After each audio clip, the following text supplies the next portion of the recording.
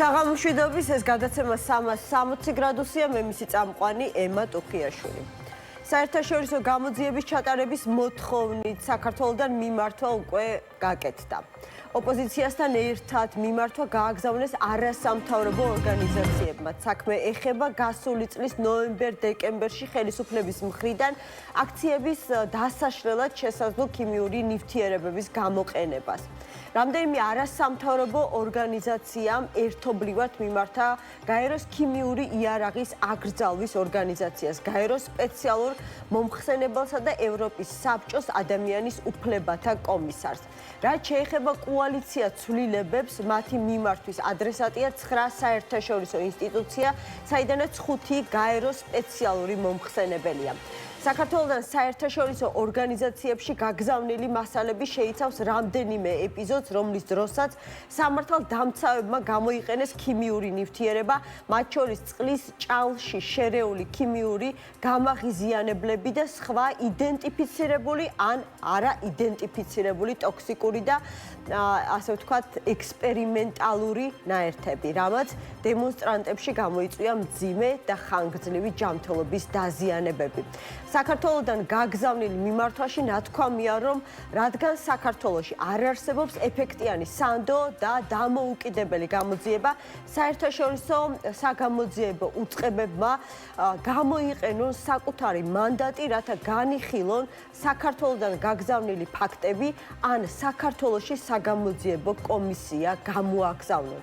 მივა თუ არა საქმე საერთაშორისო გამოძიებამდე და რა პოზიციას დაიკავებს ქართული ოცნება, ეს ალბათ დროთა განმავლობაში გამოჩნდება, თუმცა უნდა ითქვას, რომ მას შემდეგ რაც დღეს კოალიცია ცვლილებებმა ბრიფინგი გამართეს ამ საკითხთან დაკავშირებით, რამდენიმე საათში ფაქტობრივად ზურაბ ჯაფარიძეს დაეწია შეტყობინება პროკურატურიდან, სადაც მას აუწყეს, რომ დღეს საღამოს, კონკრეტულად კი 8 ნახევარზე საქალაქო სასამართლოში ეგრეთ წოდებული საბოტაჟის საქმეზე მის წინააღმდეგ სასამართლო პროცესი იყო ჩანიშნული. ჩვენი კორესპონდენტი ცოტნე შაურშაძე მუშაობს ახლა საქალაქო სასამართლოსთან, სადაც როგორც წესი უნდა იყოს უკვე სასამართლო განხილვა დაწყებული.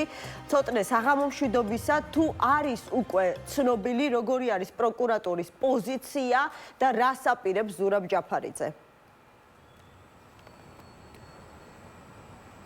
უკვე პროკურატურამ დააყენა სასამართლოზე შუადღოლობა იმასთან დაკავშირებით, რომ შეუფარდონ კვეთი ღონისძიების სახით გირაო, რომელიც შეადგენს 30,000 ლარს და ზურაბ ჯაფარიძეს ექნება 30 დღე იმისთვის, რომ გადაიხადოს ეს გირაო. ამ თემასთან დაკავშირებით ამ მომენტში მსჯელობს სასამართლო, თუ რა გადაწყვეტილებას მიიღებს, არ არის გადაწყვეტილება ჯერჯერობით ცნობილი, თუმცა ასევე არც ზურაბ ჯაფარიძის პოზიცია ამ მომენტში ცნობილი, აპირებს თუ არა ის, რომ გადაიხადოს ეს გირაო 30,000 ლარი, როგორც გითხარით უკვე 30 დღე ექნება მას იმისთვის, რომ გადაიხადოს კვეთის სახით შეფარდებული გირაო. ასევე უნდა ითქვას ის, რომ სანამ პროცესი დაიწყებოდა, კოალიცია ცვლილებისთვის წარმომადგენელმა ისაუბრეს მედიასთან და აღნიშნეს, რომ ეს ყველაფერი უკავშირდება თავიდან ბოლომდე დღეს გამართულ ბრიფინგს და ბოლო პერიოდში ზურაბ ჯაფარიძის ჩატარებულ შეხვედრებს, რომელიც ემსახურება პირველ რიგში ოპოზიციის გაერთიანებას ქართული ოცნების წინააღმდეგ ბრძოლისთვის, ასევე კამიტის საქმეს, რომელიც შეეხება საკმაოდ დიდი ამბავი არის დაწყებული BBC-ს გამოძიების შემდეგ და სწორედ ამ ყველაფრის გამო გადაწყვეტა პროკურატურამ ახლა რომ იბრძოლოს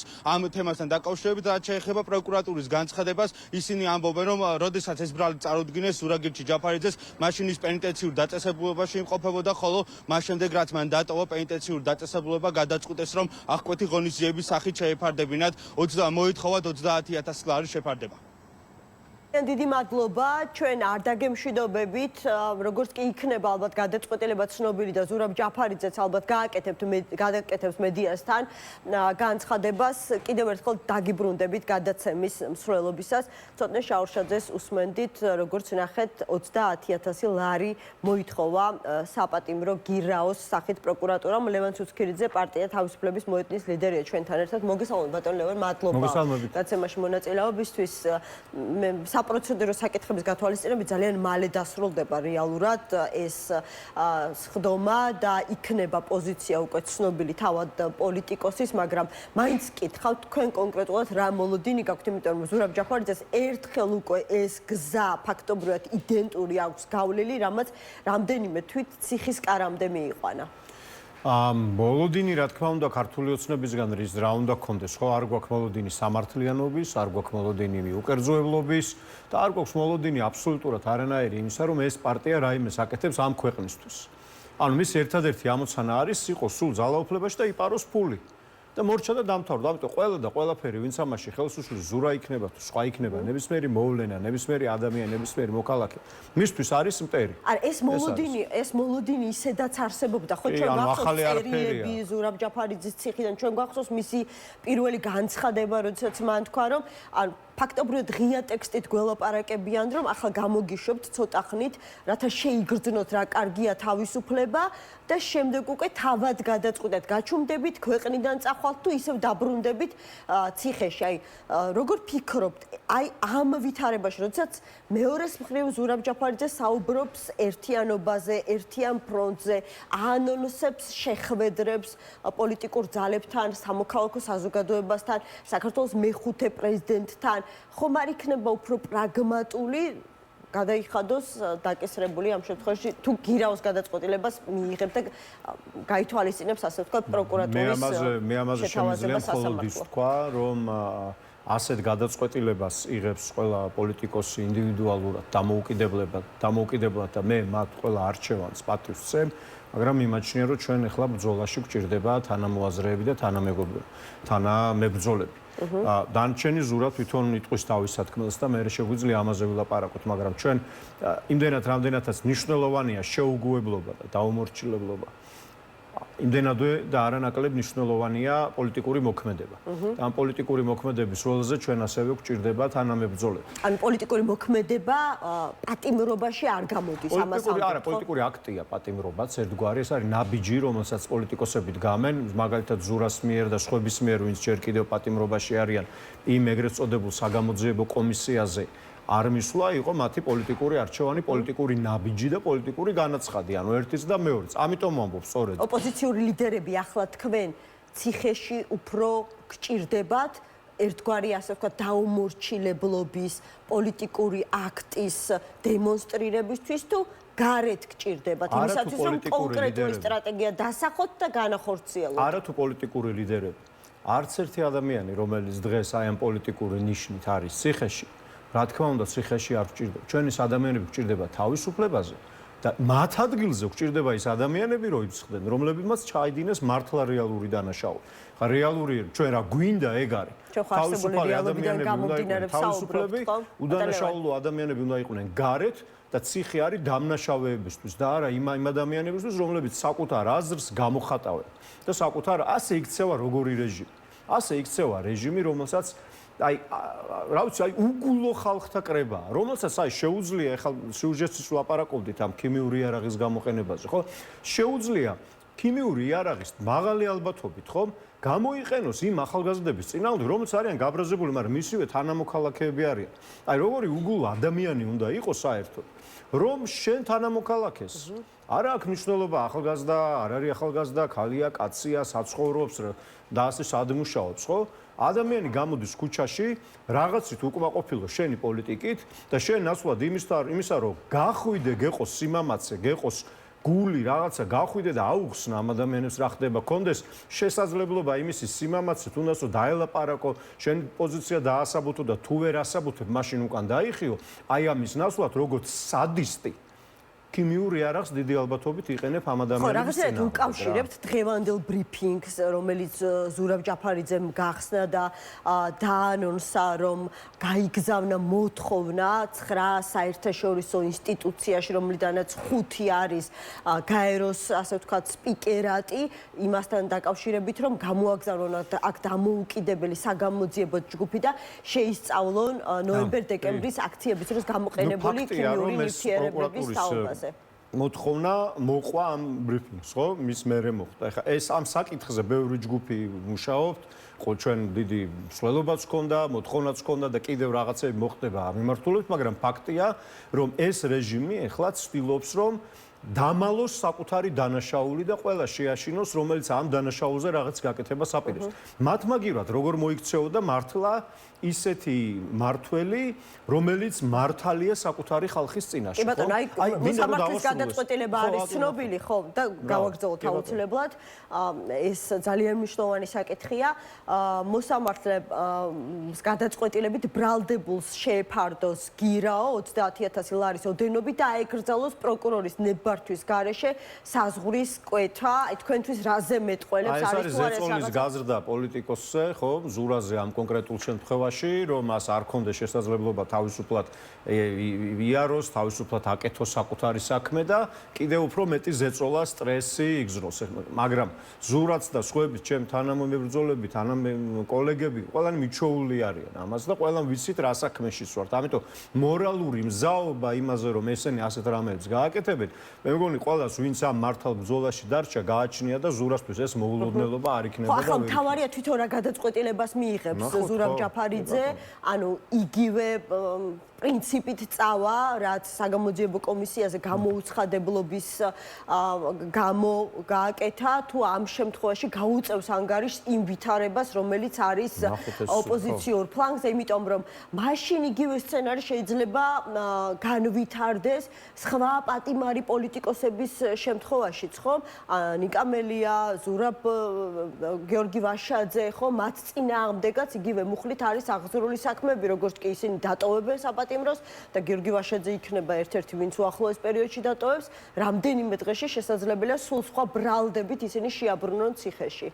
თავისუფლად შესაძლებელია სამწუხაროდ. ამით დავიწყეთ ჩვენი საუბარიც, რომ მათგან არ უნდა ველოდოთ ჩვენ იმას, რომ რაიმე ცივილურ ჰუმანურ პოლიტიკას ესენი დაუბრუნდნენ. მათ ისეთ ჩიხში მოაქციეს საკუთარი თავი, რომ იქიდან გამოსulis უკვე თვითონაც ძალიან ეშინიათ, იმიტომ რომ თვლიან, რომ ნებისმიერი კომპრომისი, რომელსაც ისინი დაუშვებენ, იქნება მათთვის ძალიან დამაზარალებელი. ეხლა მე ამ ქიმიური არაღზე ვსაუბრობდი და მინდა მაგაზე ისე თქვენ რაღაცა ხო გვაქვს შესაძლებლობა ზურაბ ჯაფარიძეს კომენტარი მოვისმინოთ, ძალიან საინტერესოა.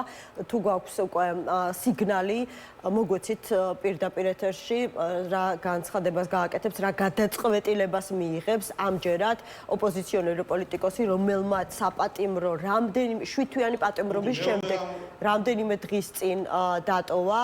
ცოტნე შაურშაძეს ჩვენს კორესპონდენტს ხედავთ ახლა და როგორც კი მის გვერდით იქნება ოპოზიციონერი პოლიტიკოსი, აუცილებლად ჩავრთავთ. კი ბატონო, ცოტნე გვეტყვის უფრო მეც მოსამართლის გადაწყვეტილების შესახებ. კი ბატონო. ემა მიიღო გადაწყვეტილება მოსამართლემ უკვე ზურაბ ჯაფარიძეს მიესაჯა გირაოს სახით 30000 ლარის გადახდა, ასევე მას პროკურატურის ნებართვის გარეშე არ ექნება უფლება რომ დატოვოს ქვეყანა. ხედავთ უკვე ზურაბ ჯაფარიძე გამოვიდა სასამართლო პროცესს და პირდაპირ ეთერში ვარ. ზურა, პირველ რიგში გვაინტერესებს აპირებ თუ არა გადახდას გირაოსი, რომელიც მოსამართლემ შეგიფარდათ და ასევე რას უკავშირებთ ამ ყველაფერს? გირაოზე არ მაქვს ჯერ პოზიცია, რაღაცები მაქვს მოსაფიქრებელი. გირაოს გარდა პასპორტს მართმევენ და პირადობას მართმევენ, რომ ვითომ ქვეყნიდან გავდივარ. უკავშირებ ყველა ერთადერთი რაზე შეიძლება დავიკავშირო არის დღევანდელი ბრიფინგი, რომელიც ეხებოდა ამ ნოემბერ-დეკემბერში შარშან ადამიანების სისტემურ წამებასა და ქიმიური ნივთიერების გამოყენებას. მაგაზე ქონდა ბრიფინგი, შემდეგ მოზადებული მასალები გადავაგზავნეთ 9 საერთაშორისო ორგანიზაციაში, სხვადასხვა სტრუქტურებში, სადაც შეიძლება საერთაშორისო გამოძიებო მექანიზმი შეიქმნას. ერთადერთი ლოგიკა, ეგ ვერ ხვდები, ამ დილის 8 საათზე გამომეშვეს იქიდან, ხო? პარასკევს, მთელი დღე პარასკევს, ანუ ამბავი თუ ის იყო, რომ გარეთ ავარდა, აკვეთი ღონისძიება არ აჩვენებს, მაშინ პარასკევსზე გააკეთებდნენ, ხო? რა პრობლემა იყო? თუ პარასკევს არა, შაბათსაც გააკეთებდნენ, შაბათსაც გავაკეთებდნენ, თუ არა დღეს დილიდან გააკეთებდნენ, არაფერი არ იყო. 3 საათზე იყო ბრიფინგი და 2 საათში დაიწყეს რეკვა, რომ სასამართლო არის აკვეთ ღონისძიებაზე.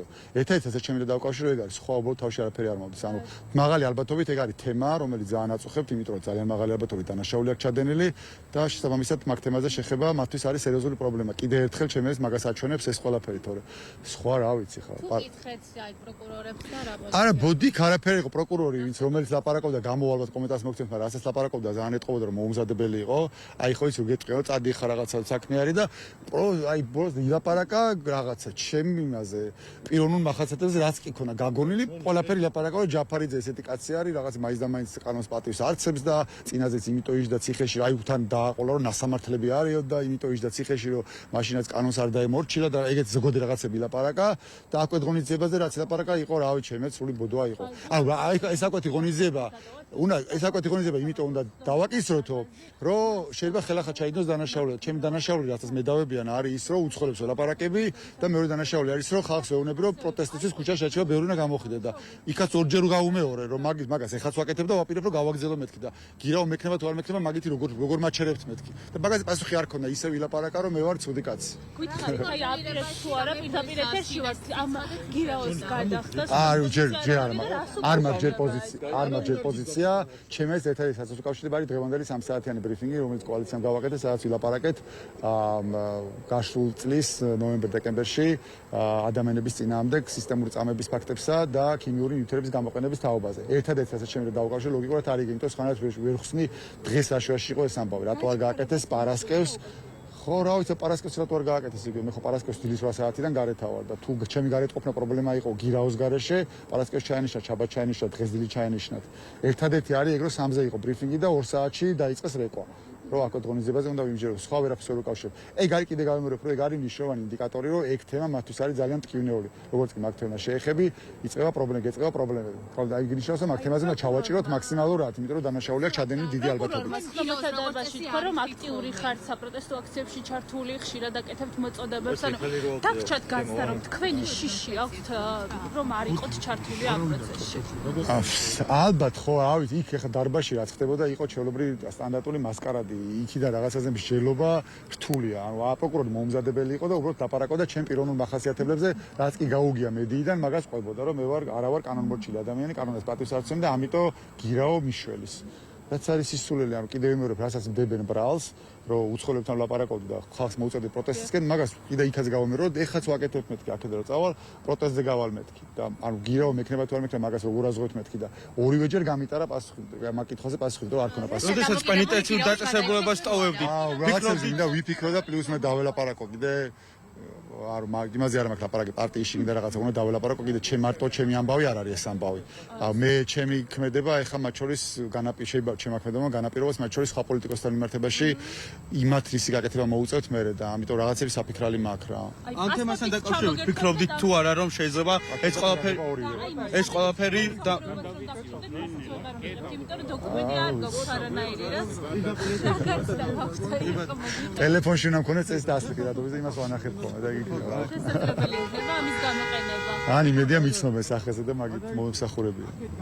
ასევე გვაინტერესებს აილოდებოდით თუ არა ამ ყველაფერს რომ ამ ესეთი გადაწყვეტილება შეიძლება მოყოლოდა თქვენს პენიტენციურ დაწესებულების დატოვებას, როდესაც ტოვებდით, თქვენდა თუ არა ეს ფიქრი რომ უახლოეს პერიოდში სწორედ ამ თემასთან დაკავშირებით დაგიბარებდნენ საქალაქო სასამართლოში. კონკრეტულად ამ თემაზე არ მიფიქრე, მაგრამ ზოგადად ამადგან ყველაფერს ველოდები, ნებისმიერ ამას ველოდები. ყველაფერზე მოაწერენ ესენი ხელს. ზოგადად ეგეთი მოლოდინა კონკრეტულად ამაზე არ მიფიქრია. კი ბატონო, მადლობა. უსმენდით ზურა ჯაფარიძეს, რომელმაც დატოვა რამდენიმე წუთის წინ უკვე საქალაქო სასამართლო შენობა. მას მოსამართლე მიუსაჯა აკვეთი ღონისძიების სახით გირაო 30000 ლარი, რომლის გადასახდელადაც ექნება 30 დღე და ასევე მას ჩამოერთვა პასპორტი და პირადობა და ასევე პროკურატურის ნებართვის გარეშე მას არ ექნება უფლება რომ დატოვოს ქვეყანა. ამ თემასთან დაკავშირებით აპირებს თუ არა ის გადახდას გირაოსას, მან განაცხადა რომ ეს ყველა ამ თემასთან დაკავშირებით ჯერ არ აქვს პოზიცია ჩამოყალიბებული და ის კონსულტაციებს სხვადასხვა ადამიანებთან, მათ შორის პოლიტიკოსებთან, როგორც ის აცხადებს, შესაძლოა ამ ყველაფერმა სხვა პოლიტიკოსების მომავალზეც იქონიოს გავლენა და შესაბამისად ის აპირებს, რომ გაიაროს კონსულტაციები. ცოტნე შაურშაძემ გაგაცნოთ გადაწყვეტილება, რომელიც მოსამართლემ რამდენიმე წუთის წინ ზურაბ ჯაფარიძის საქმეზე მიიღო. ლევან ცუცქირიძეს ვუბრუნდებით, ის რომ ზურაბ ჯაფარიძეს ჯერ არა აქვს გადაწყვეტილი გადაიხდის თუ არა გირაოს, ეს უკვე საინტერესო პასუხია. განსხვავებით წინა შემთხვევისგან, როდესაც მას არ უფიქრია ამ საკითხზე და ქონდა მყარი პოზიცია. აი რისი თქვენ როგორც გავივლიო კონსულტაციებსო მან თქვა პოლიტიკოსებთან, თქვა ისიც რომ მისმა გადაწყვეტილებამ შესაძლებელია გავლენა იქონიოს სხვა პოლიტიკოსების გადაწყვეტილებას თუ კი ისინი მსგავს მდგომარეობაში აღმოჩნდებიან თქვენთვის არის თუ არა ეს პოზიცია მეტყველებს თუ არა ეს პოზიცია იმაზე რომ შესაძლებელია მან ამჯერად გადაიხადოს გირაო და დარჩეს თავისუფლებაზე მე არ წავალ იმაზე შორს, რაც ზურამ თქვა თვითონ. ანუ მან უნდა იფიქროს ამაზე, უნდა ვისაუბროთ, თავის გუნდთან უნდა ისაუბროს, ოჯახთან და მე უნდა თქვას თავისი გადაწყვეტილება. ამიტომ არ მინდა არანაირ მიმართულებით აქ წასვლა. მე როგორც თქვი, ერთიც და მეორეც არის ძალიან დიდი პასუხისმგებლობა. ძალიან დიდი პასუხისმგებლობა და სხويرპლია, რაზეც უკვე წავიდა ზურა და მისი ბევრი კოლეგაც და ჩვენი ბევრი კოლეგაც და მეგობარიც, რომლებიც დღემდე ბევრი მათგანი არიან პატიმრობაში და ეს დაუმორჩილებლობის ნაბიჯი იყო ძალიან მნიშვნელოვანი, ასევე მნიშვნელოვანი პასუხისმგებლობა პოლიტიკის კეთება გარეთ მანამ შეგიძლია. თქვენ რას ურჩევდით? აი თქვენი უკვე თქვი რომ არ მინდა იმაზე შორს წავიდეთქო, ვიდრე უკვე თქვა მაგრამ ნუ ამ კონკრეტულ შემთხვევაში არჩევანი მე არ ვიცი ბევრი ის გარემოება რომელიც ზურას შეიძლება გქონდეს, ხომ? იქნება ეს ოჯახური, პარტიული, პოლიტიკური და ასე შემდეგ. ჯერ მეც არ მინახავს, ამ დღეებში ვნახავ, დავილაპარაკებ და მე მეტი შემეძლება თქვა, მაგრამ აი ერთი რამ, ჯერთი სრული მხარდაჭერა ჩემი ზურას. რა მე აი და სხვებს კიდევ და სოლიდარობა და რა ვიცი, თანადგომა, იმიტომ რომ რას აკეთებს ეს რეჟიმი რა? ეს რეჟიმი ამბობს მათ შორის აი ამ ნაბიჯით, რომ პოლიტიკის კეთებას გიკრძალავთ ქვეყანაში. ანუ რა გააკეთა ხო ზურა მაგალითად ჩაატარა პრესკონფერენციაში ხო ადამიანებს. სწორედ ამ ამბავს უკავშირებს ზურაბ ჯაფარიძე, როგორც კი ჩვენ დავიწყეთ რაღაცა გავაკეთეთ მიმართვა საერთაშორისო ორგანიზაციების მისამართით, რომ გამოიძიეთ საქართველოს ნოემბერ-დეკემბრის აქციის დაშლის ფაქტები, ამის შემდეგ იქნა მიღებული გადაწყვეტილება. რატომ ზურა ჯაფარიძე რომ საპატიმროში იქნება, სხვა ოპოზიციური პარტიები და არასამთავრობო სექტორი ვერ მიხედავს ამ საქმეს? ხო, მაგის თქმა მინდა რა, ზუსტად მაგას საუბრობდი, სანამ კითხვას მეტყოდით, რომ ამიტომ გამოსავალი მთავარი აქედან რა არის ბრძოლის გაგრძელება, იმიტომ რომ როგორც კი ბრძოლას შეწყვეტ, როგორც კი შენ იტყვი რომ მოდი ხა გავჩერდები, რაღაცას აღარ ვიტყვი, რაღაც არ გავაკეთებ. ეს რეჟიმი, ეს დამნაშავე ჯგუფი, რომელმაც აი ჩაიგდო ხელში ეს სახელმწიფო და საკუთარი რაღაც ფულის სამრეცხაოდ გადააქცია, ხო? ყველასთან მივა, მათ შორის თავის მომხრეებთან. მათ შორის თავის როგორც მივიდა ირაკლი ღარიბაშვილთან. და ირაკლი ღარიბაშვილთან თუ მივიდა, რას უზავენ იმ ჩვეულებრივ პროფესორს, რომელიც დღეს აი ამ საშინელი განათლების რეფორმის წინააღმდეგ ხმას არიღებს იმისი სულ იმედით, რომ მას არ შეეხება ეს ყველაფერი, ხო? ამიტომ ეს რას გეუბნება, რომ პოლიტიკის კეთება აღარ შეიძლება ამ ქვეყანაში. მას შემდეგ რაც ცნობილი გახდა, რომ მის ასე ვთქვათ, ყოფილი ბანკის ფინანსური დოკუმენტაციით დაინტერესდა საგამოძიებო სამსახური. ხო, ეგ არის. ამიტომ რომ ნახეთ, აი ყველაფერი უკავშირდება ქართული ოცნების საქმიანობაში ფულს რა. აი მათი მთავარი სალოცავი არის ფული. მეტი არაფერი არ აინტერესებთ, ხო ხედავთ? ანუ ფული შემოიტანა, ვინ გაიტანა, საწავი და საწამოვლი. აბსოლუტურად იზიარებთ ზურაბ ჯაფარიძის მოსაზრებას, რომ აი ეგრეთ წოდებული, არ ვიცი, ქიმიური სკანდალის საქმე გახდა მთავარი მიზეზი, რის გამოც დღესვე ჩაუნიშნეს მას სასამართლო პროცესი და ამგვარად, არ ვიცი, დაემუქრნენ, რომ თუ ღრმად წავა ამ საქმეში საერთაშორისო საზოგადოების მოზიდვის, ყურადღების მოპყრობის თვალსაზრისით, ის შეიძლება ციხით კიდევ ერთხელ დაისაჯოს, მაგრამ მე ვკითხე, საგამოძიებო მასალები ხო მანამდე გროვდებოდა. და მერე შეგროვდება. მე იძულებულ ჩვეულებაში ვიყავიო, ამიტომ ჩემი კოლეგა წარადგენსო დღეს დეტალებსო ბრიფინგზე, ანუ ზურა ციხეში იქნება თუ თავისუფლებაზე, ანუ ეს პროცესს რანაირად დააბრკოლებს მითხარით? ხო, ეს ამბავი ხომ ახლა არ დაწყებულა და ეს კვლავ გაგრძელდება. იმის მიუხედავად რეალურად კონკრეტული პოლიტიკოსის წინააღმდეგ რას გააკეთებს ეს რეჟიმი. და რა თქმა უნდა, ეხლა მათთვის ზურა არის პრობლემა და ცდილობენ ეს პრობლემები რაღაცნაირად მოაგვარონ, შეამცირონ, შეასუსტონ, ვიღაცები შეაშმარონ. აი მე არ მგონია რომ ზურა შეიძლება შეაშინონ რა. ისე როგორც ბევრი სხვა ეს ადამიანები, რომლებსაც აჩვენეს სხვათა შორის ძალიან პირდაპირ, ძალიან მკაფიოდ, რომ ქვეყანაში არიან პოლიტიკოსები, რომლებიც არ იყიდებიან. და რომელთაც შეუძლიათ რაღაც ფასეულობის, რაღაც პრინციპის გამო წავიდნენ და დათმონ ერთ-ერთი ყველაზე ძვირფასი რამ, ალბათ, რაც არის თავისუფლება, ხო? საკუთარ ოჯახთან ყოფნა და ეს გააკეთოთ ზნეობრივი, მორალური, პოლიტიკური პრინციპების გამო და არა როგორც ქართული ოცნება მარტო ფული რო აინტერესებს. და გაყიდულებში ვის გულისხმობ? მარტო რომ არ იყიდება. რა მთელი ქართული ოცნება გაყიდული არ არის? აბა რა? ანუ ამ შემთხვევაში ოპოზიციაზე ვსაუბრობთ. ხო და მაგას ვამბობ, რომ პოლიტიკაში არიან ასეთი ადამიანები. მათ შორის ქართული ოცნება ცდილობს ზუსტად ესე დაარწმუნოს. ოპოზიციაში არიან როგორ არ არიან, არა, ოპოზიციაში არიან ზუსტადაც პოლიტიკოსები, რომლებიც აჩვენებენ, რომ პოლიტიკა არ არის ბინძური საქმე, რომ პოლიტიკა არ არის მხოლოდ კორუფცია, რომ პოლიტიკა შეიძლება იყვნენ ადამიანები, რომლებიც ფასეულობისთვის იბრძვიან. ეს არის ამას ვამბობ. რადგან ეს ჯერ კიდევ ასე ვთქვათ, მსჯელობის საგანია, გადაიხდის თუ არა ზურაბ ჯაფარიძე გირაოს, მოდი ვისაუბროთ იმაზე, რაც ფაქტობრივად უკვე გადაწყვეტილია, ვგულისხმობ იმ კონსულტაციებს, კომუნიკაციებს, რომელიც ალბათ უკვე დაიწყო ზურაბ ჯაფარიძე.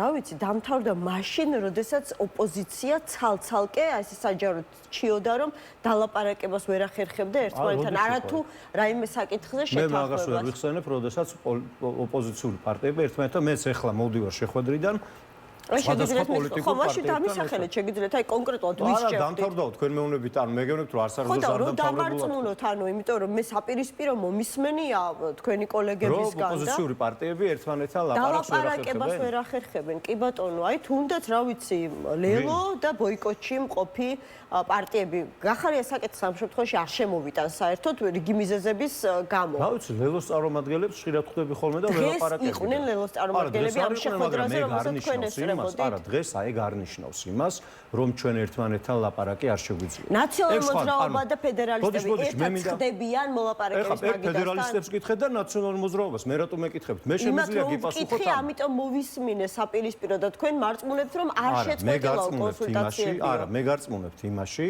რომ ლაპარაკი თუ დამამთავრებინებთ გეტყვით აი არც ერთ შეკითხვაზე პასუხი არ დამამთავრებინეთ დაგამთავრებინეთ არც ერთზე არ დამამთავრებინეთ აქამდე ოღონდ დაგამთავრებინეთ დაგამთავრებინეთ თქვენ შეიძლება რომელი არ გამოსწყვეტინებს შუაში ასეთი კი ბატონო თქვენ თვითონ მკითხეთ რომ ასე ვთქვათ რომელია პოლიტიკური პარტიები და მოგიყვანეთ არგუმენტი კი ბატონო ბრძანეთ აბა გისმენთ კონსულტაციები ძალიან გვაინტერესებს მე მის თქმა მინდა რომ ეს არის არასწორი რომ პოლიტიკური პარტიები ერთმანეთთან ლაპარაკს ვერ ახერხებენ ერთმანეთთან ლაპარაკის ვერ მოხერხება ძალიან განსხვავდება იმისგან რომ პოლიტიკური პარტიები ყველა ერთმანეთთან ყველაფერზე ვერ თანხმდება ესენი არის ორი რადიკალურად განსხვავებული რამ ერთმანეთთან ლაპარაკს ვერ ვახერხებთ არის სრულიად სხვა რამ ერთმანეთთან ლაპარაკს ვახერხებთ ყველა მაგრამ არსებობს პოლიტიკური პარტიების ჯგუფები არსებობს პოლიტიკური პარტიები რომლებსაც უფრო უადვილდებათ ერთმანეთთან საერთო ენის გამონახვა სხვადასხვა საკითხებზე და არსებობს პოლიტიკური პარტიები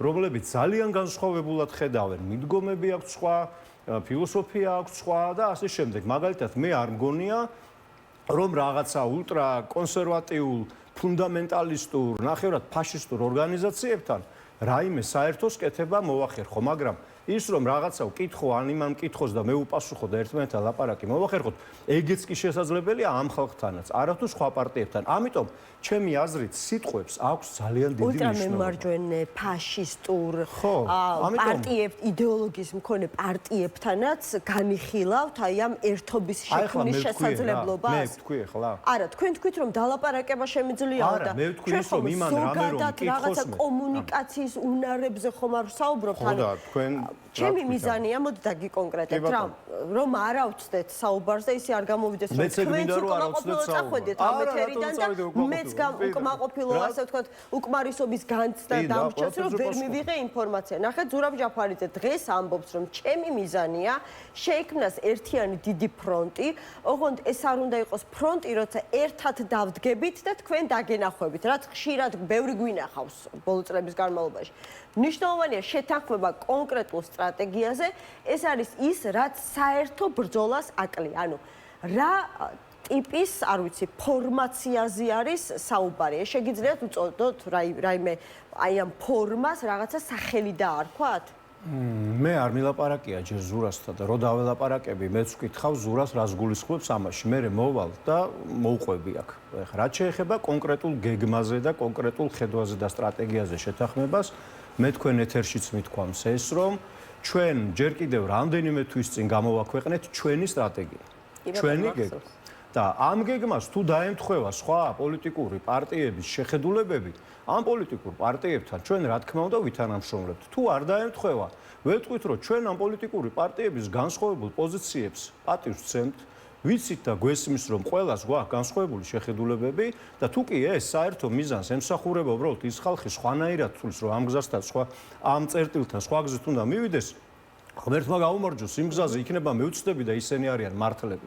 ამიტომ ესე უყურებთ ჩვენ თავისუფლების მოედან ჩვენ გვაქვს ჩვენი ხედვა ჩვენ გვაქვს ჩვენი სტრატეგია. ვისთანაც შევთანხმდებით ამაზე, იმასთან ერთად ვიმუშავებთ. ხანდახან არის რომ რაღაც კომპონენტებზე ვთანხმდებით, რაღაცებზე ვერ ვთანხმდებით, მაგრამ ეგ სრულად არ ნიშნავს იმას, რომ ჩვენ ერთმანეთთან ლაპარაკი არ შეგვიძლია. აი ეს ძალიან ნიშნავს. სხვა რამ ხო და არ ვიცი, არ ვინახავ ზურა და რომ ნახავ დავილაპარაკეთ. ხო, სამოქმედო არ მისცემ, მაგრამ სანამ შეხვდებით აი ამ საჯარო განცხადებებიდან გამომდინარე ხომ შეგიძლიათ თქვენი ასე ვთქვათ დასკვნები გააკეთოთ. არ შემიძლია, იმიტომ რომ მეც ვამბობ, ჩვენ გვაქვს ჩვენი ხედვა, ზურამ უნდა მითხრას თავისი ხედვა. და მე ვნახავთ ამ ჩვენ ხედვას ეს ხედვა ემთხვევა თუ არ ემთხვევა. მე ვარაუდობ, რომ დიდი ალბათობით ბევრი რამე დაემთხვევა და სადაც დაემთხვევა, იქ ჩავჭირდებთ ერთმანეთს ხელს და ისედაც არ გვიჭირს ეგ და ერთად გავაკეთებ. სადაც ვიტყვით, რომ არა ზურა, შენ ესე ფიქრობ, მე სხვანაირად ვფიქრობ, ხო?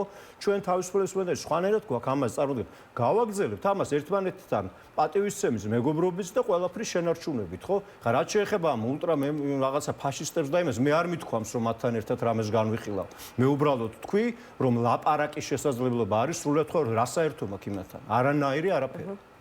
ხო, ერთად დგომაში, აი რა ვიცი, თქვენ რას გულისხმობს, როგორ წარმოგიდგენიათ ან იმ ფონზე, როდესაც საუბარია, რომ აუცილებლად უნდა გაძლიერდეს პროტესტი ქუჩაში, უნდა გაძლიერდეს წნეხი საერთაშორისო პარტნიორების მხრიდან და რა ვიცი, უნდა მივიდეთ რეალურად იმ კონდიციამდე, როდესაც ქართული ოცნება დაიწყებს უკან დამხევი ნაბიჯების თუ კომპრომისის გაკეთებას, ხო, კომპრომისული ნაბიჯების გადმოდგმას. ანუ ამისთვის გჭირდებათ, არ ვიცი, სამოქმედო გეგმა ის, რაზეც თქვენ საუბრობთ, პროფილური, დარგობრივი, როგორ ხედავთ რეფორმების განვითარებას ქვეყანაში, თუ ხედავთ გამოსავალს რაღაცა ეგრეთ წოდებული ტექნიკური მთავრობის ფორმირებაში, რა ვიცი, სალომე ზურაბიშვილის ფორმატის აღდგენაში?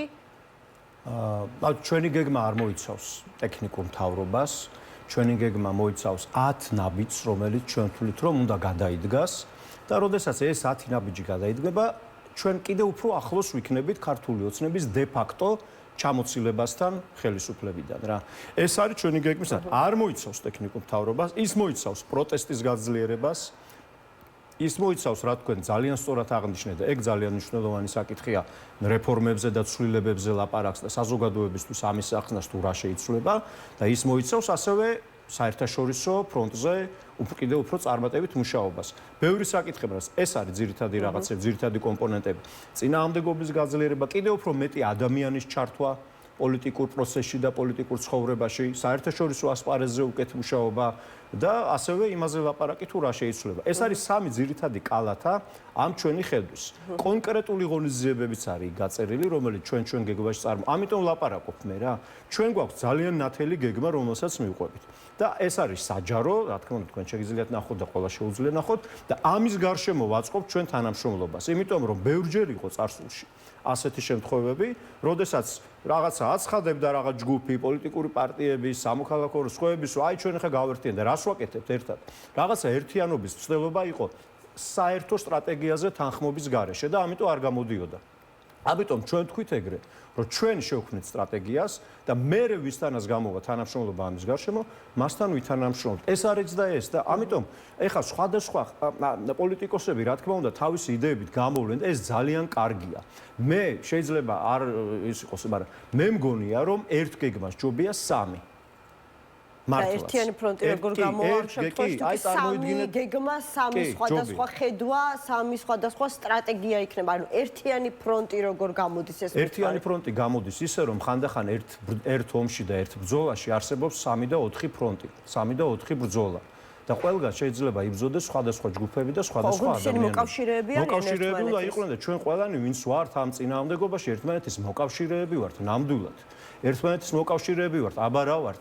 გვაქვს საერთო მიზანი, გვაქვს საერთო პრობლემა, გვინდა საერთო რაღაცეების გადაჭრა მაგრამ გვაქვს ხანდახან განსხვავებული ქართული ოცნება ხო არა ვართ ყველა ერთნაირად ფიქრობდეთ ყოველთვის არა ეს არის ქართული ოცნება არის იერარქიული ცენტრალიზებული ერთი კაცის სიზმრებზე დამოკიდებული პოლიტიკური პარტია რაც სულ სიზმარს ნახავს ბიძინა ივანიშვილი ცუდ კანონს მიიღებს მერე ეგრეთ წოდებული პარლამენტი და აქეთ ვართ დემოკრატიული საზოგადოება რომელშიც ორგანულია ბუნებრივია განსხვავებები და ეს განსხვავებები არის არა ჩვენი სისუსტე, არამედ ჩვენი ძლიერება.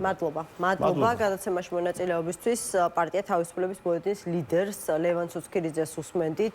შეგახსენებთ, რომ ფაქტობრივად რამდენიმე წუთის წინ დასრულდა სასამართლო პროცესი ზურაბ ჯაფარიძის საქმესთან დაკავშირებით.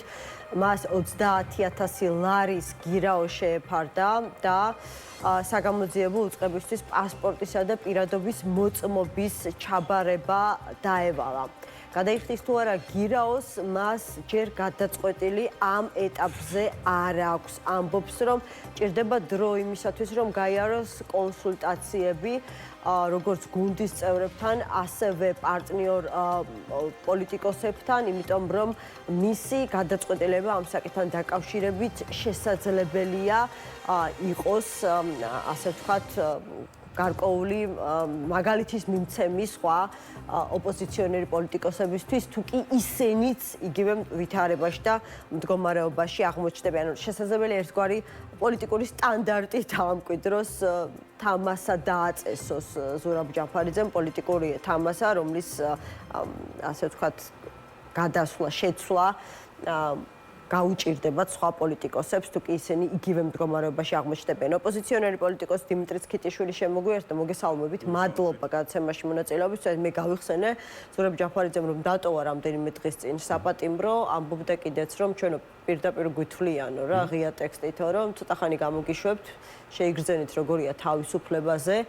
და ეს საქმე ჩამოკიდებულია, ეგრეთ წოდებული საბოტაჟის საქმე მათ თავზე და თუ არ გავჩუმდებით, ან თუ ქვეყნიდან არ წავალთ, მოკლედ ხელს თუ არ ავიღებთ პოლიტიკურ საქმიანობაზე, შესაძლებელია ძალიან მალე უკან შეგვაბრუნო, მაგრამ ასე მალე თვითონაც არ ელოდა. თქვენ რას უკავშირებთ? რატომ გააქტიურდა აი 2-3 დღეში ფაქტობრივად პროკურატურა?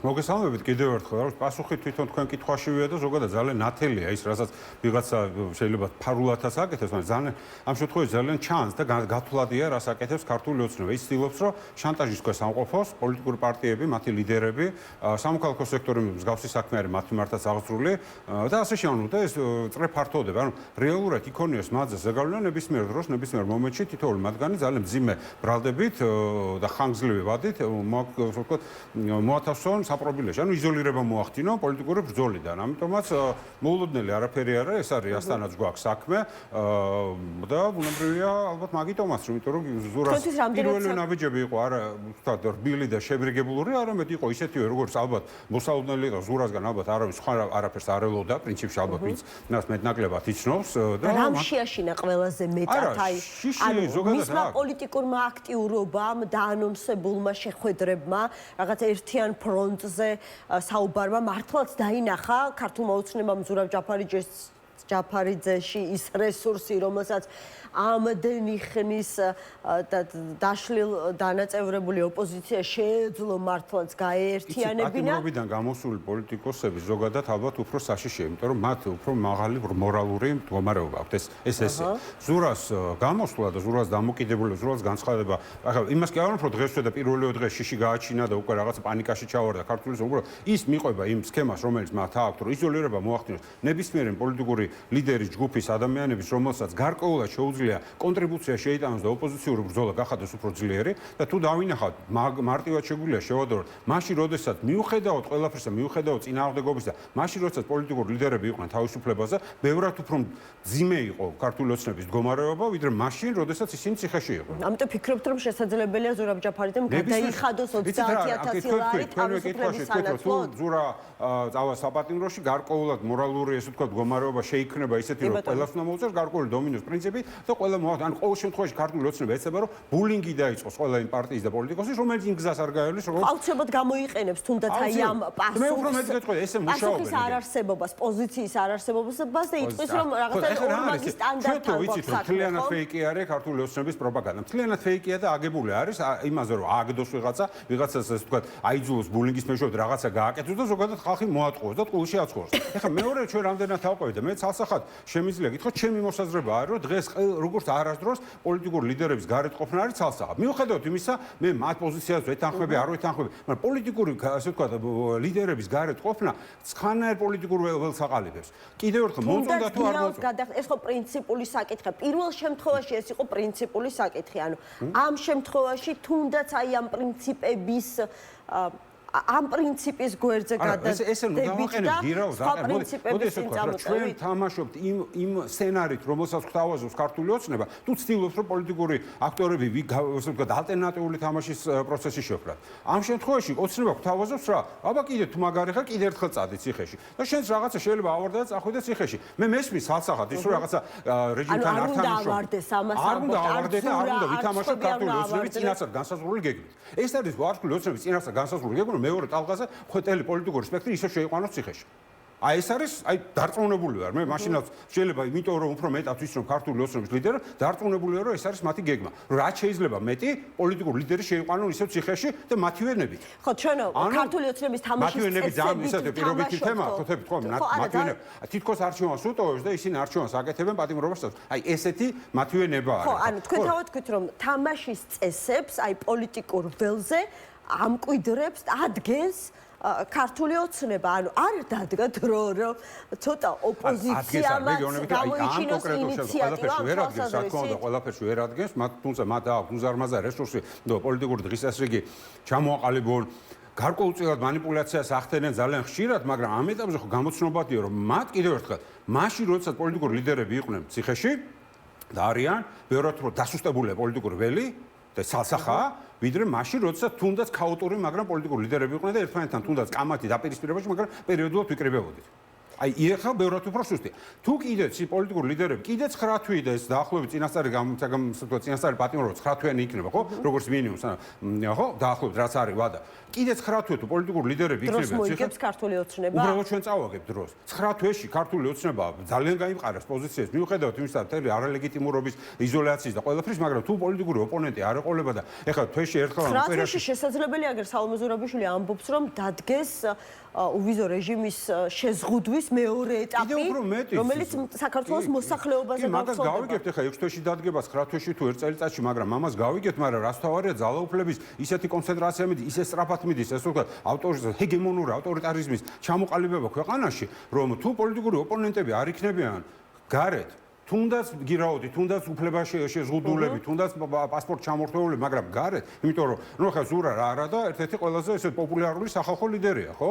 და ხალხ გარეთ არის მათი ყოფნა საჭირო, რაც თავარია იმისთვის რომ შესუსტეს ოცნება. იმიტომ დღეს პატიმრობაში ყოფნა ოპოზიციის ლიდერების ასუსტებს ოპოზიციას და არა ხელისუფლებას. როგორ უნდა შესუსტეს? აი ორი საკითხი ყველაფერი უნდა ვქნათ რომ პოლიტიკური პარტიის ლიდერები მაქსიმალურად შევინარჩუნოთ გარეთ. მე როგორ რიგითი მოქალაქე ვიძახე ამას, მე არც ერთი პოლიტიკური პარტიას არ წარმოაჩენ ჩემი ჩვენ არაერთი ლიდერი ვნახეთ რომელიც მთელი ამ ხნის განმავლობაში როდესაც ხომ იყვნენ პატიმრობაში იყვნენ გარეთ მაგრამ ვერც ერთმა ვერ შეძლო დიდი ძალის ხმევის მიუხედავად რაღაცა გაერთიანება შეექმნა ოპოზიციისგან და საერთო ფრონტი ჩამოეყალიბებინა ხო რაღაცა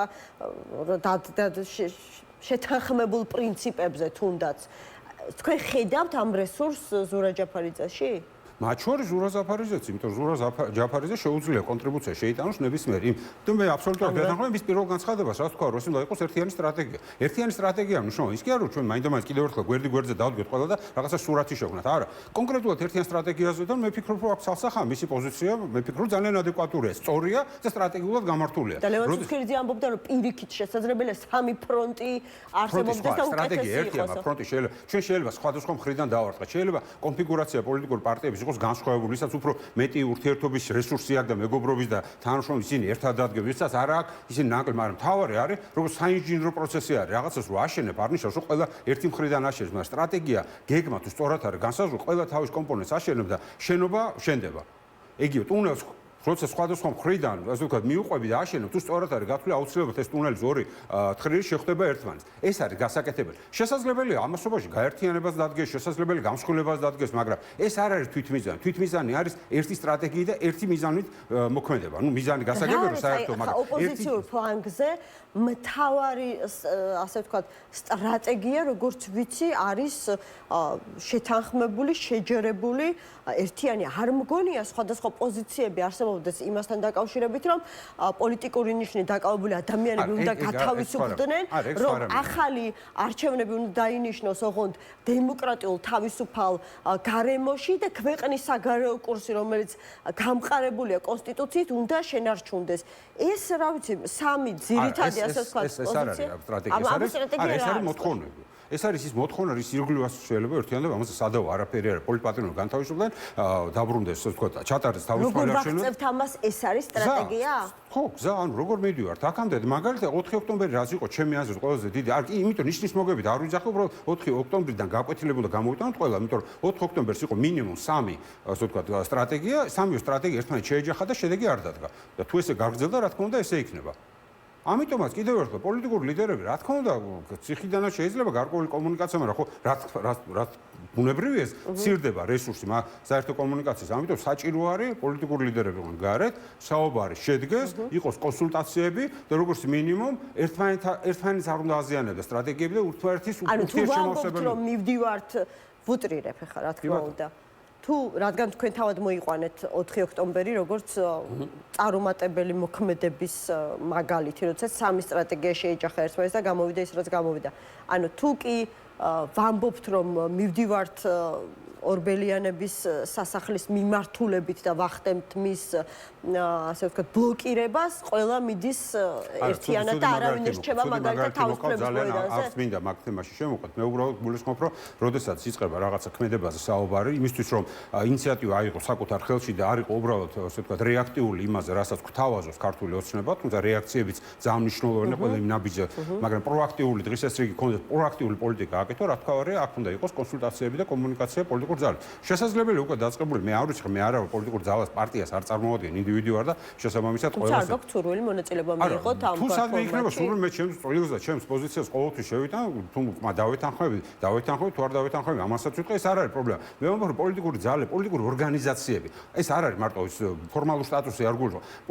პოლიტიკა სჭირდება პოლიტიკური ორგანიზაცია. ორგანიზაცია არის პარტია, შეიძლება მოძრაობა იყოს, მაგრამ მათი ქმედებებია ძალიან მნიშვნელოვანი და ბევრად უფრო მნიშვნელოვანი, ვიდრე ცალკეული ინდივიდების. იმიტომ პოლიტიკა ესე კეთდება. ამიტომაც პოლიტიკოსები, პოლიტიკური ლიდერები ძალიან მნიშვნელოვანი იყვნენ კომუნიკაციაში ერთმანეთთან, იმიტომ რომ ეს პოლიტიკური ორგანიზაცია არც ერთი დღეს, არც ერთი პოლიტიკური პარტია არ არის საკმარისი და ძლიერი იმისთვის, რომ ქართული ოცნება დაამარცხოს. ამიტომაც კოორდინირება არის ცალსახად მნიშვნელოვანი. გამსხვილებაც ახსენეთ თქვენ, ანუ არ იქნება თუ სადმე გამსხვილდებიან და თუ სადმე ისეთი თანხმად რა არის მოსაზრებების, რომ შესაძლებელია გამსხვილება და ერთ პარტიად გადაიკეთეს 2 ან 3, ეს რა თქმა უნდა მისასალმებელია, რომ ძლიერი იქნება, რომ მსხვილი იქნება პოლიტიკური ორგანიზაცია, მით უფრო ძლიერი იქნება. ამოცანა რა არის ქართული ოცნების ამოცანა არის ოპოზიციის ფრაგმენტაცია. ეს არის ამოცანა არა, ეს არის რა ვიცი, დამდგარი შედეგი. შედეგი არა, ხო, შედეგიც არის და ეს არის, ხო, შედეგი დადგა, იმიტომ რომ ეს ამოცანა შეასრულეს.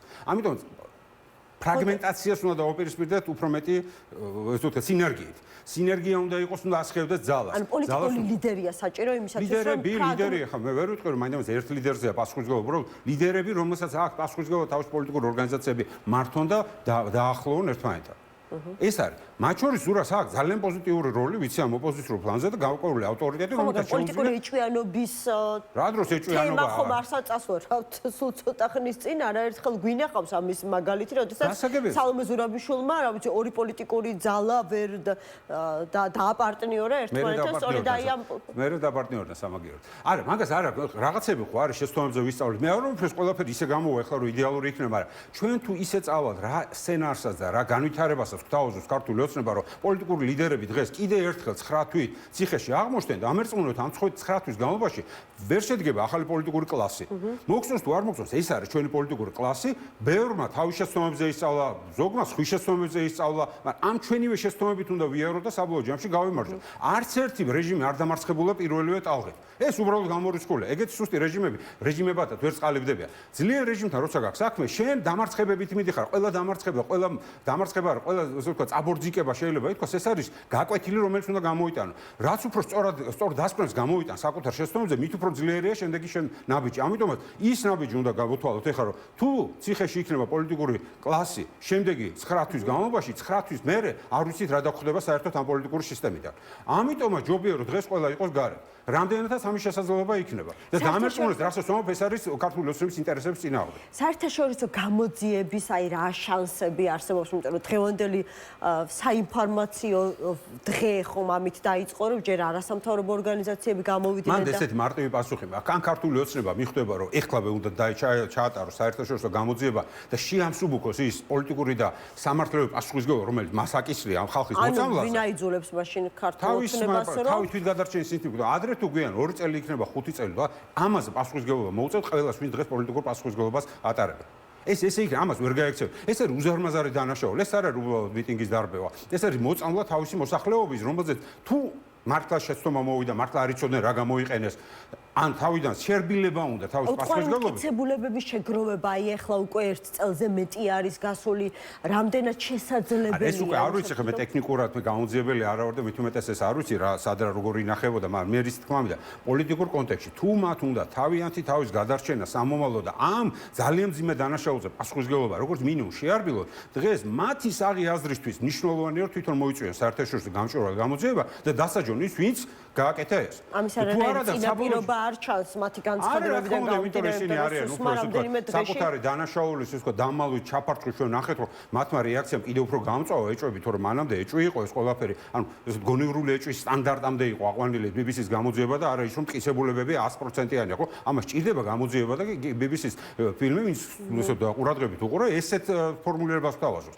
მაგრამ მათი რეაქცია იმდენად წავე იყო, იმდენად შეშინებული, იმდენად განსხვავებული, უფრო მეტი ეჭვი გააჩინა ვიდრე პასუხები გასცა, როგორც თვითონ იძახა.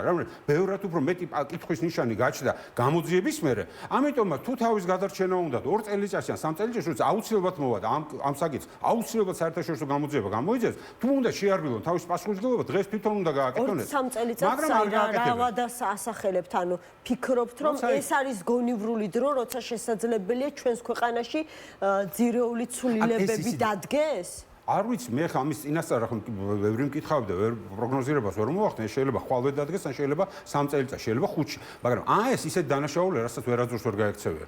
ეს ის დანაშაულია, რომელიც არ დაბერდება და პასუხისმგებლობა მოუწევთ. ამიტომ საკუთარ თავთან, საკუთარი მომავლისთვის, საკუთარი შვილებისთვის მნიშვნელოვანია დღეს თვითონ გადადგან ეს ნაბიჯი, რასაც დარწმუნებული არ გადადგან, უბრალოდ ალბათ თუ ვინმე მისმენს და ზოგ შემთხვევაში ვიცი რომ მისმენენ ხოლმე მათი ყოველ შემთხვევაში მათი PR სამსახურები მაინც. აი ამ შეუთვლიდი რომ თუ მათ თვით გადარჩენის რაღაცა ინსტინქტი ამოძრავებს, ეს თვითონვე მოიწვიო საგამოძიებო. არა თუ BBC-ს უჩილო, იმიტომ BBC-ს ვერ მოუგებენ ეგენი, იმიტომ რომ BBC-ს გონივრული ეჭვის სტანდარტის დონეზე მოიყვანა ეს. იქ გონივრული ეჭვი არსებობს და მაქსიმალურად წარმოადგენდა მტკიცებულებები რაც კი შეეძლო. ის საფუძველს ქნის გამოძიების დაწყების, რომელიც არ დაიწყეს. ამიტომაც კიდევ ერთხელ ისინი სასამართლოს ვერ მოუგებენ BBC-ს, მაგრამ თავისი მომავალი შეუძლია შეარბილონ ცოტა თუ თვითონ მოიწვევენ გამოძიებას და აი ზუსტად იმ არასამთავრობო ორგანიზაციებს, რომელსაც ტრეფს ეძახიან და სინამდვილეში საქართველოს პასუხო დემოკრატიის ერთ-ერთი მთავარი ბურჯი იყო, აი ზუსტად მათ განცხადებას რომ მიყვენ, მოიწვიონ საერთაშორისო გამოძიება, ტრანსპარენტულად ჩაატარონ და თუ საჭირო ვიღაცა დასაჯონ, ამით შეიძლება შეასუსტონ, შეარბილონ თავიანთი პასუხისმგებლობა, მაგრამ საბოლოო ჯამში ამას არ იზამენ და მივლენ იქამდე რომ მათ მოუწევთ პასუხისმგებლობა, ისე როგორც ყველა სხვა ხელისუფლებამ და პასუხი ააგო იმაზე, რაც დიდი ხნით ადრე ჩაფარცხული ეგონათ, მაგრამ აგებენ მაინც. მომავალზე გამოხსენდა სალომე ზურაბიშვილმა გააკეთა დღეს განცხადება და მან თქვა რომ ძალიან ინტენსიური მუშაობაა პარტნიორებთან საჭირო, იმიტომ რომ პირველ ეტაპზე შესაძლებელია ევროკავშირის მექანიზმი ამოქმედეს, რომლითაც ოფიციალურ პირებს შეეზღუდებათ ევროკავშირის ქვეყნებში შესვლა, თუმცა მოვისმინეთ საგარეო საქმეთა მინისტრის განცხადება, რომელმაც თქვა, რომ ისედაც შეზღუდული გვაქვს და არა, მათ ცოტა სხვანაირად იყო და ამ შემთხვევაში უკვე ბოლო გავხსნა. მანამდე იყო გადაწყვეტილება, რომელიც ალკოჰოლ ქვეყნებს, ანუ ყველა ქვეყანას არ ავალდებულებდა. ანუ იქ რამდენიმე გამონაკლისმა ქვეყანამ თქვა, რომ ჩვენ არ უერთდებით და შესაბამისად რამდენიმე ქვეყანა დარჩა. დღეს ეხლანდელი გადაწყვეტილება და როგორც ჩანს ეს გადაწყვეტილება იქნება მიღებული ყველა ქვეყნისთვის, ანუ ევროკავშირის და შენგენის ყველა ქვეყნისთვის იქნება, ანუ ეს 27-ზე მეტი აქვს, ნორვეგიაც შედის და თორსტები რამდენიმე სხვა ქვეყანა, რომელიც ამ შენგენის მონაწილეა, ხო? ყველასთვის სავალდებულო იქნება, რომ ესე უვიზო მიმოსვლა შეაჩერონ სამსახურებრივი და დიპლომატიური პასპორტების. არის ესეთი ვერსიაც, მე არ ვიცი რამდენად საბოლოო გადაწყვეტილება ესეთი იქნება, რომ სახელობითად ვიღაცებზე კიდევ შეაჩერონ ვიზო.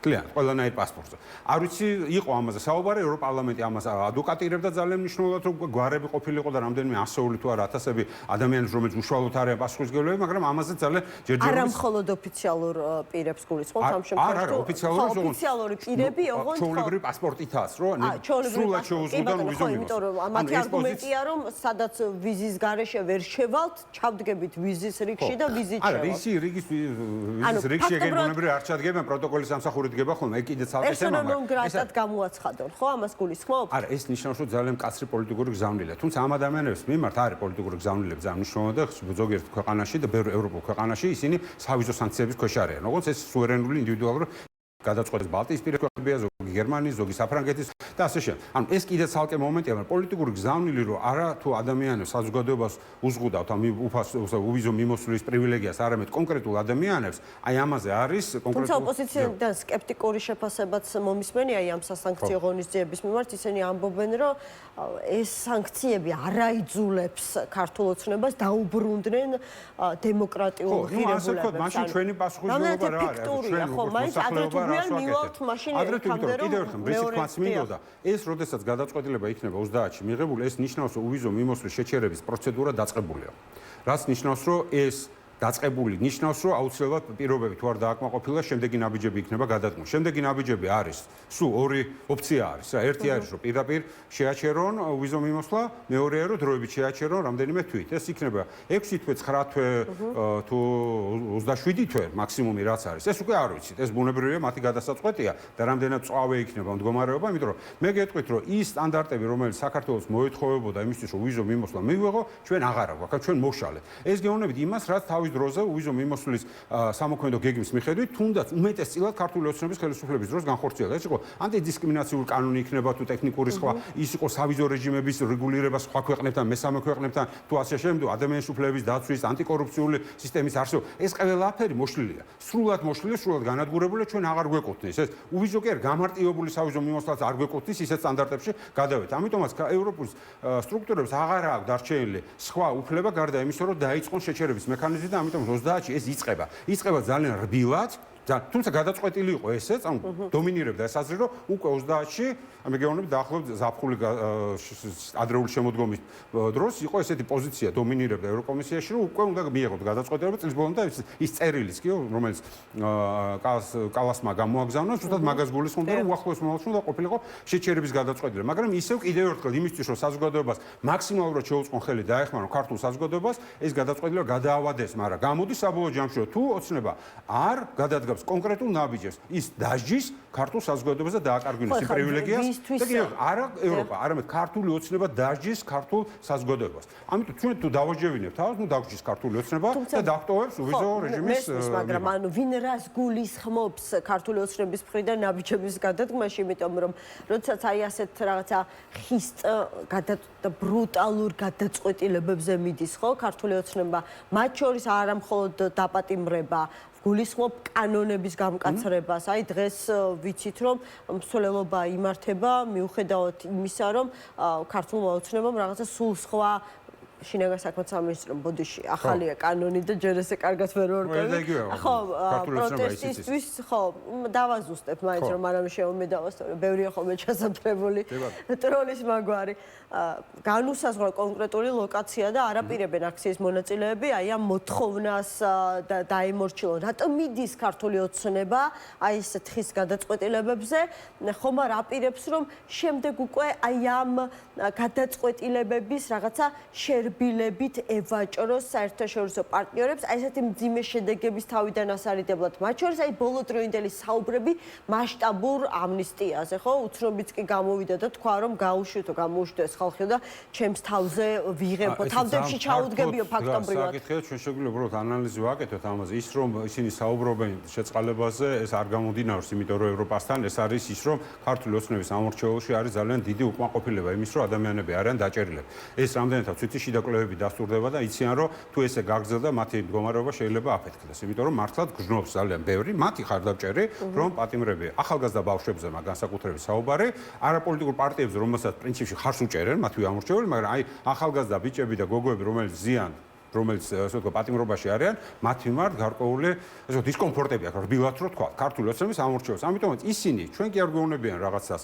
არამედ ცდილობენ რომ მათ აჩვენონ რომ ჩვენ კი გაშვება გვინდათ, მაგრამ ისინი თავისით არ გადიან ციხიდან. ანუ ეს არის შიდა ნარატივები. ამიტომ ცდილობენ რომ ასე ვთქვათ ამითი გაიმყარონ შიდა პოზიციები. ახლა ასე არც ჯაფარიძე ხაზარაძეს უთხოვია, მაგრამ გამოუშვა. შესაძლებელია ასეთი რამ მოხდეს იმისათვის, რომ რაღაცნაირად იმუშაოს საზოგადოების კეთილგანწყობის მოპოვებაზე. მე მათი ლოგიკა მიჩნევს, მე მათ ადგილას არც დავიჭერდი, არა თუ გამოშვებაზე დავფიქსდებოდი. ანუ მე რომ ვიყო დღეს თუნდაც ფაქტიურ პრეზიდენტი, მაინც ვიფიქრებდი, რომ ჩემი კონტრიბუცია შემეტანა იმის, რომ ქვეყანაში როგორც მინიმუმ რაღაც ერთი ნაბიჯი. მიხეილ ყაველაშვილი არც დაფიქრდებოდით ისე გაუხსნით მე როგორც არჩეული, თუნდაც ესეთი ნომინალური როლი და რაღაცი პოზიციებით მე არ დავფიქსდებოდი, იმიტომ რომ მიმაჩნია, რომ ეს თუნდაც ქართული ოცნების და ზოგადად ქვეყნის სამომავლოდ ინტერესებში, რომ დღეს რამენაირად ეს პოლარიზაცია დამთავრდეს, იმიტომ არ არის ჯანსაღი მდგომარეობა საზოგადოებაში და ქართული ოცნების ამორჩეველი ამას ხედავს. ქართული ოცნების ლიდერებიც ძალიან ბევრი ხედავენ ამას და იციან, რომ ეს ესე დიდხანს არ შეიძლება გაჩერდეს, იმიტომ არა ჯანსაღია,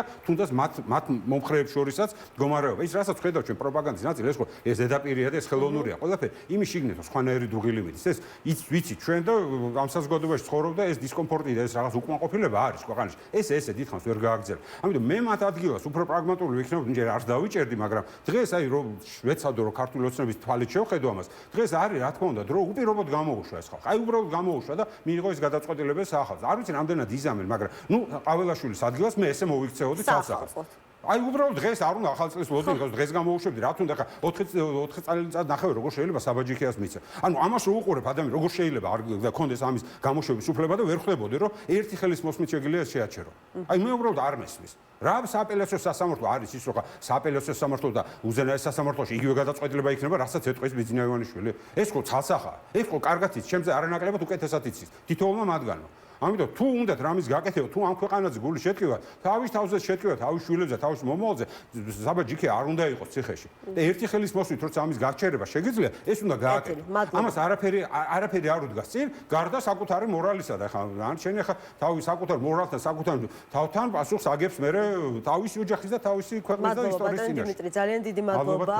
ოპოზიციონერი პოლიტიკოსი დიმიტრი სკიტიშვილი იყო ჩვენი გადაცემის სტუმარი. რეკლამის შემდეგ პოლიტოლოგს ვახტანგ ძაბირაძეს მოვუსმენთ.